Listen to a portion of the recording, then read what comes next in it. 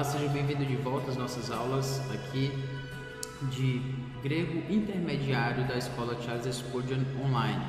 Nós estamos na nossa 13ª aula, ainda falando aqui sobre o caso nominativo, e hoje especificamente vamos falar sobre o nominativo em simples aposição.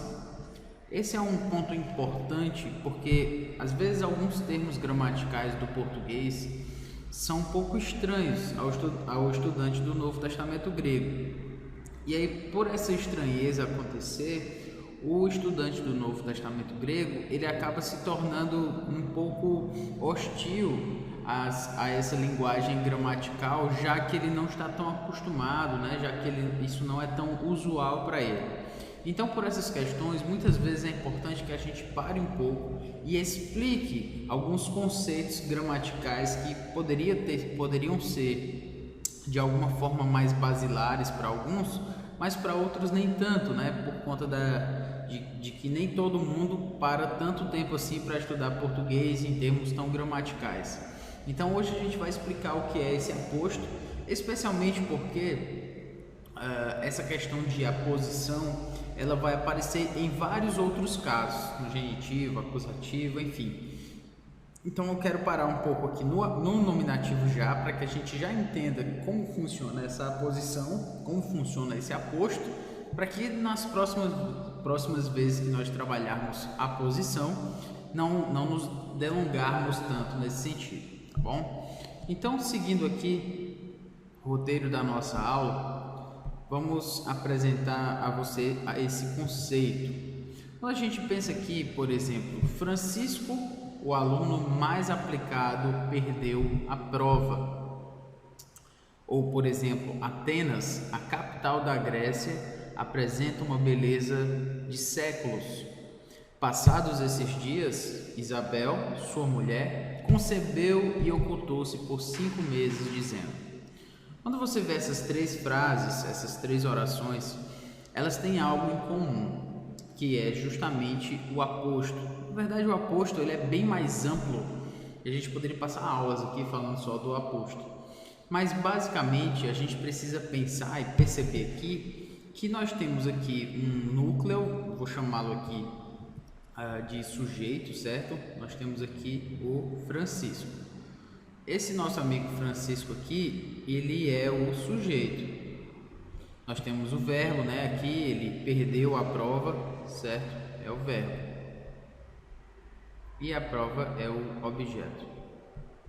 No caso, o objeto direto. Mas enfim. E o aluno mais aplicado? Temos o sujeito, temos o verbo, temos o objeto direto. Mas existe algo aqui que está meio que fora do padrão, né? Que é o aluno mais aplicado. Ele nem é direito o sujeito, mas também não é um verbo, nem um objeto direto. Ele é então o quê? Ele é um aposto. Por que ele é um aposto? Explicando melhor aqui. Por que ele é um aposto? Porque como tem essa definição aqui que eu achei fácil aí, você pode encontrar em outros sites, aposto é uma palavra ou expressão que explica ou que se relaciona, então explica ou se relaciona com um termo anterior com a finalidade de esclarecer, explicar ou detalhar melhor esse termo, certo? Então, se nós temos algo que esclarece, explica ou detalha um termo que veio antes, isso provavelmente então é um aposto. Então essa construção, o aluno mais aplicado, ela serve aqui para esclarecer para nós quem é esse Francisco. Talvez tenha mais de um Francisco, talvez tenha 3 Franciscos na sala, mas aqui está sendo falado sobre o Francisco, que é o aluno mais aplicado. Então, por essa razão, se usa um aposto, que é para esclarecer quem é o sujeito, ou explicar, enfim. A mesma coisa acontece aqui em Atenas. Nós temos sujeito aqui, Atenas. Nós temos o verbo. E nós temos uma beleza de séculos. que no caso aqui é o objeto, também direto. Muito bem, mas mais uma vez a gente tem uma construção que fica entre o sujeito e o seu verbo, mas é uma construção que serve para explicar melhor, para esclarecer, para trazer uma luz aquilo que foi falado, aquele que é o sujeito. No caso, o sujeito é Atenas. Então, sendo assim, a capital da Grécia está explicando o que é a cidade de Atenas, o que é esse sujeito Atenas. E nessa explicação melhor nós temos então um aposto. Mais uma vez nós temos: passados esses dias, Isabel, sua mulher, concebeu e ocultou-se por 5 meses. Mais uma vez nós temos aqui Isabel como sujeito, concebeu, desculpe aqui, como o verbo. No caso é um verbo intransitivo, mas esse é um outro assunto. Passados esses dias, Isabel, sua mulher, concebeu. E aqui nós temos o nosso amigo Aposto, que está explicando quem é essa Isabel. Não é qualquer Isabel. Não é um Isabel ali que ele encontrou de qualquer jeito. Isabel, ele está se referindo, é a sua mulher. É a essa Isabel a que ele está se referindo. Então é um termo utilizado para esclarecer, para explicar, para dar detalhes sobre quem se está falando. Então, nesse sentido, então, sua mulher será, portanto, um aposto. Ao ponto aqui sobre Isabel. Essa é a explicação do que é o aposto no português. Agora vamos começar a entender um pouco melhor como funciona essa construção no grego, que tem algumas diferenças, mas também algumas semelhanças. Vamos lá para as suas características. Uma construção apositiva, ou seja, um aposto, a gente fala assim, uma construção apositiva, porque, por exemplo, sua mulher são 2 termos. Então, é uma construção apositiva, não é só uma palavra que está ali esclarecendo a outra. Às vezes são várias palavras, né? Atenas, a capital da Grécia. A capital da Grécia é toda uma construção que dá esclarecimento, dá explicação, dá detalhamento ao sujeito Atenas. Então, por isso nós chamamos de construção apositiva. Com ela nós temos 2 substantivos. Quais são as características desses substantivos para que eles se configurem em um aposto? O primeiro deles é que sejam adjacentes, ou seja, que venha um depois do outro, em que um esteja do lado do outro. Eles devem ser adjacentes. Atenas, a capital da Grécia. A capital da Grécia está do lado de Atenas, ou seja, na construção da frase nós temos 2 termos adjacentes. Esses termos adjacentes, no caso do grego, devem estar no mesmo caso. E isso aqui é muito importante. No português, nós só sabemos quem é o aposto. A forma de saber, na verdade, quem é o aposto é quando nós dividimos por vírgula.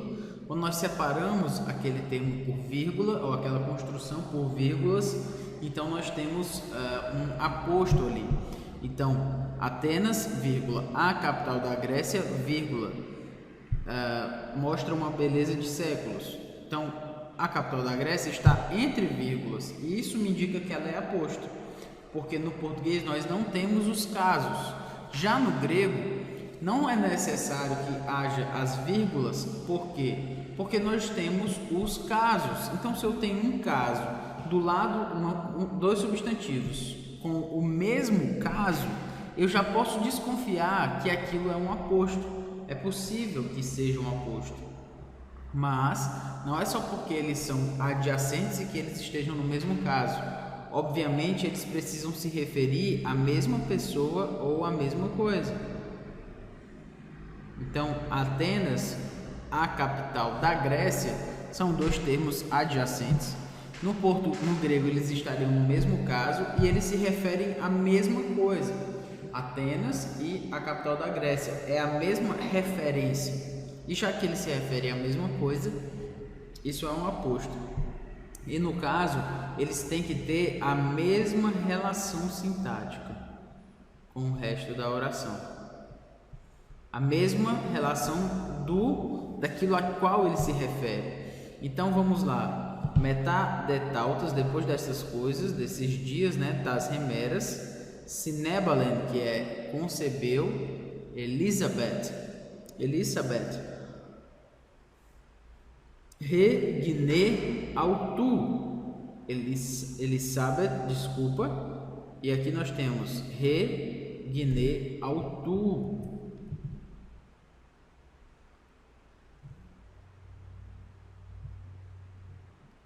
Ora, se nós temos Elizabeth, que no caso aqui é o sujeito, e ela está no nominativo, Regnei também está no nominativo, está um adjacente ao outro. Então, se está um adjacente ao outro, estão no mesmo caso, se referem à mesma pessoa e tem a mesma relação sintática com o resto da oração. Ou seja, se eu tiro Elizabeth e eu digo somente Regne autu, ou seja, a sua mulher, então nós temos, portanto, os dois, tanto o sujeito quanto o Regne autu, tem a função, uma função de sujeito na frase, certo? Então, se eles têm a função de sujeito, são apostos um do outro. Elizabeth, sujeito, Regnei, no caso toda essa construção Regne autu também tem função de sujeito, porque se eu tiro Elizabeth, vamos tirar aqui Elizabeth e digo, depois destes dias concebeu a mulher dele, faz sentido. Eu tirei o Elizabeth, eu tirei a esposa dele, o nome da esposa dele, mas eu disse quem era essa mulher de quem eu estou falando. Então, se faz sentido e tem a mesma relação sintática, então nós estamos falando de um aposto. Muito bem. Tendo falado sobre isso, vamos ver aqui as seguintes questões. O primeiro substantivo, ele deve pertencer a qualquer categoria. Pode ser um sujeito, pode ser um predicativo do sujeito. Esse não é o ponto.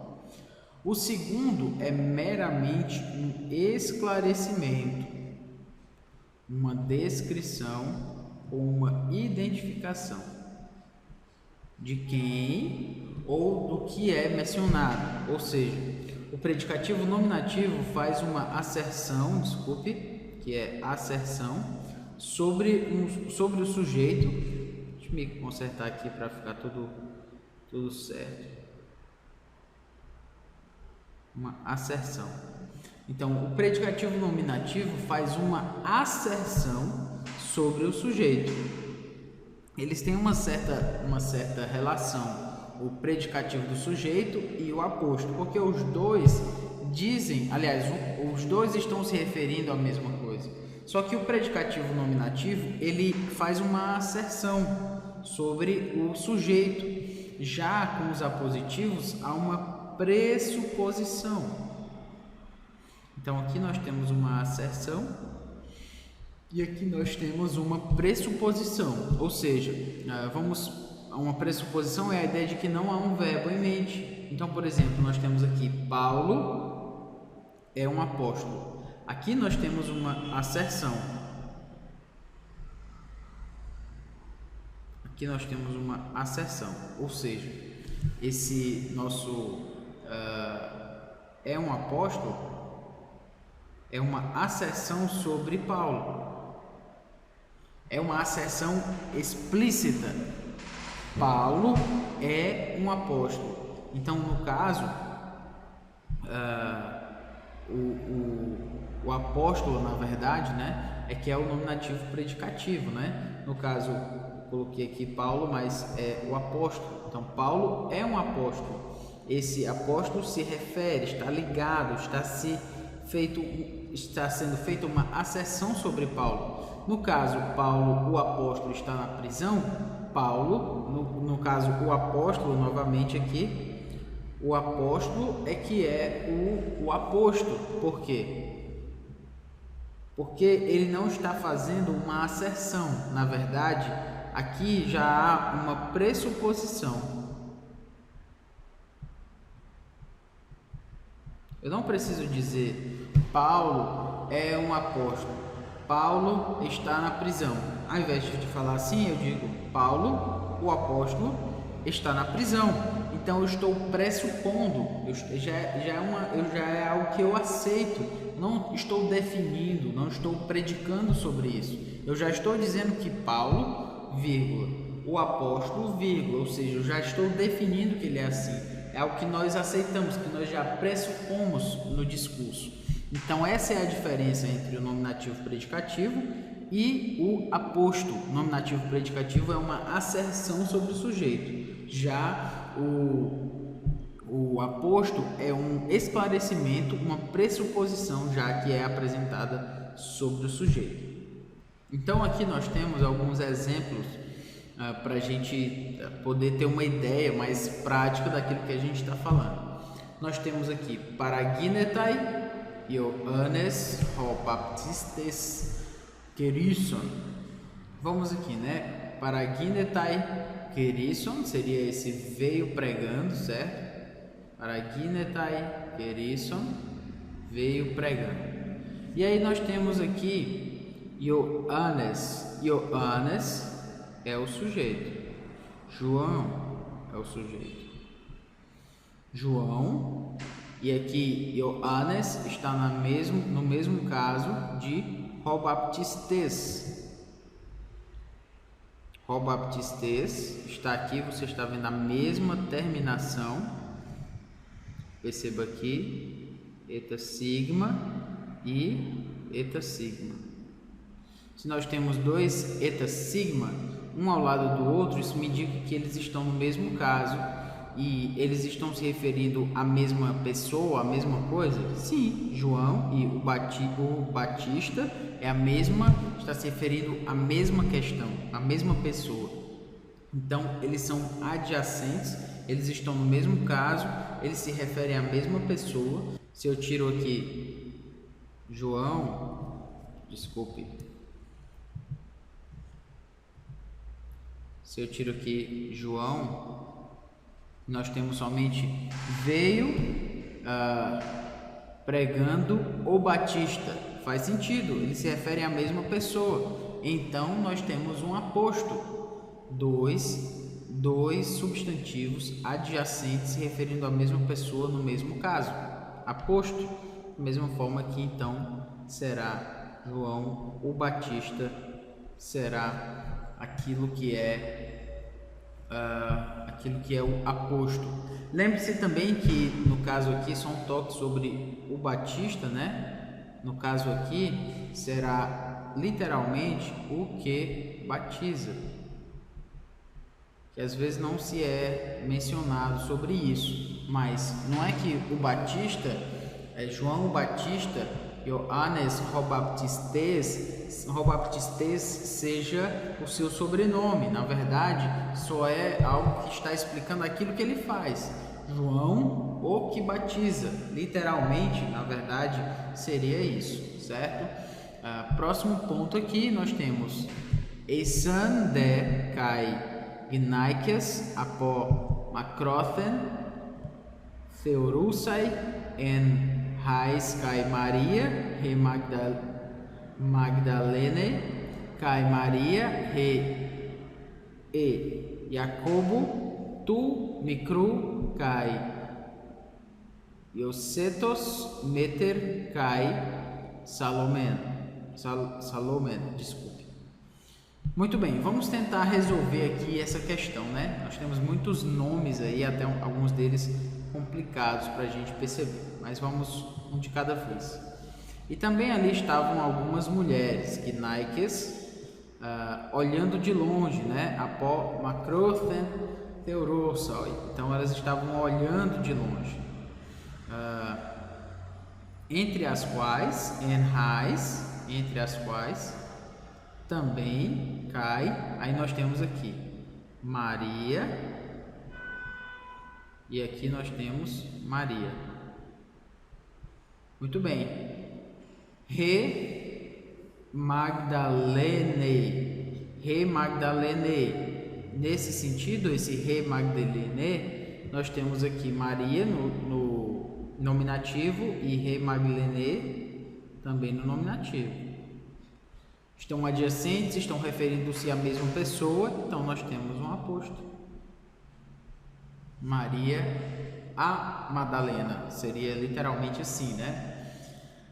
Mas eu achei interessante desse texto, porque nós temos aqui também e Maria, então ele vai, perceba que é um esclarecimento, o aposto é justamente isso, né? O aposto é um esclarecimento, ou uma explicação.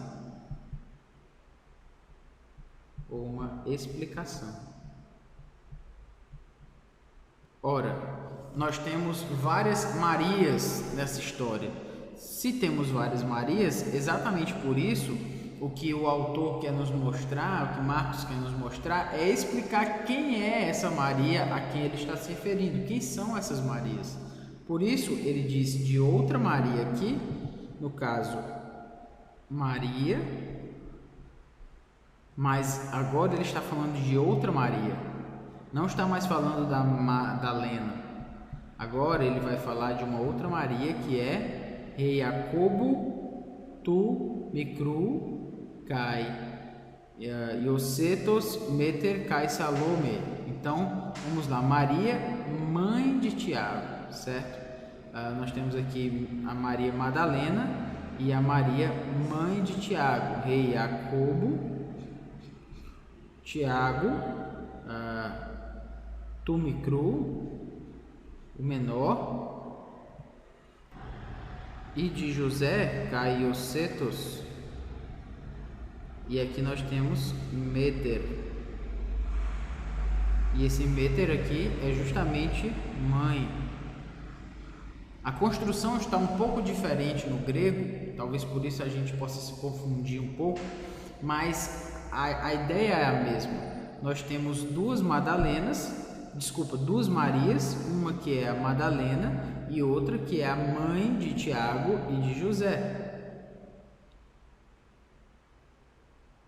Então, por essa razão, nós temos que ter um aposto que explique quem são essas Marias. Se eu tenho que também estavam ali algumas mulheres olhando de longe, entre as quais também Maria e Maria, a gente não saberia a quem ele estava se referindo. Então, por essa razão, a gente precisa trabalhar bem os apostos, justamente porque eles explicam melhor aquilo ao que eles estão se referindo. Por essa razão, os apostos têm a sua grande importância. Então, eu espero que você tenha gostado dessa aula, a aula sobre aposto. Lembre-se de que um bom toque para se fazer aqui num momento como esse, né, em que nós estamos estudando o grego, a gramática do grego, é se esses termos mais específicos da gramática talvez venham a encher você, né? Você talvez se sinta confuso, talvez por alguns deles, por exemplo, aposto, e aí a gente fala de verbos finitos e tal. Bom, é bom você de repente usar uma gramática em português, uma gramática do português, uma dessas escolares, não precisa ser a mais importante, do autor mais importante, uma simples gramática que você possa ler e entendê-la a partir dos termos que ela traz. Porque se a gente não entende os termos gramaticais do próprio português, fica muito difícil para falar de gramática grega. Você deve concordar comigo diante disso. Por essa razão, vale a pena dar uma olhada numa gramática que seja simples, mas que você entenda o que está ali, para você poder trabalhar com os termos gramaticais no grego também, ok? Então que Deus nos abençoe, nos ajude aqui nessa caminhada de trabalhar a sintaxe do grego, o grego intermediário para a sua glória. Até a próxima aula e que Deus nos abençoe.